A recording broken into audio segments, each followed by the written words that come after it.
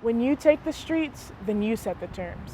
If taking to the streets shakes people up, makes them think, makes them question, or even makes them angry, good. Step one is breaking people out of it's all good or it's all bad and there's nothing I can do. If you're in the streets, you are a living refutation of both.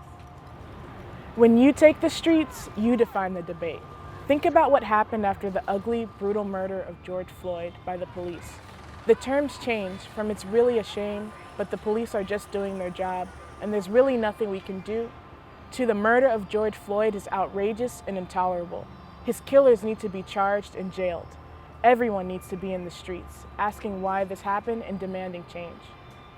People took the streets, and suddenly not only were statues coming down, but discussions were being had about the true history and present-day character of this society and what needs to be done to change it now. But when they, the fascists, the Trumpites, saw this, they took to the streets with their thugs and guns, trying to change things back. They tried to say, what do we do about rioting and looting, and defend law and order, even as they surrounded, shot, and killed, and drove cars into people.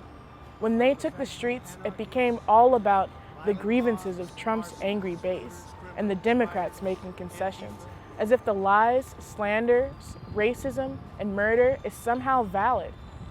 Now we need to take the streets and reset the terms, demand that this fascist regime be driven from power. We need to be in the streets to ring the alarm to the millions on what this regime is threatening to do. Steal the elections and wreak violence and prison on those who resist. We need to call out the millions of people who love justice and decency to come back into the streets.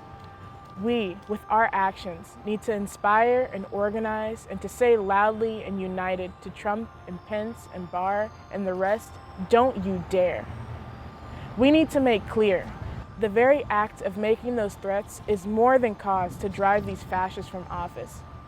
If the election does happen, and yes, you must vote, and we'll be in position to fight against the treachery from these fascists, and the most important way, to fight with the millions in the streets.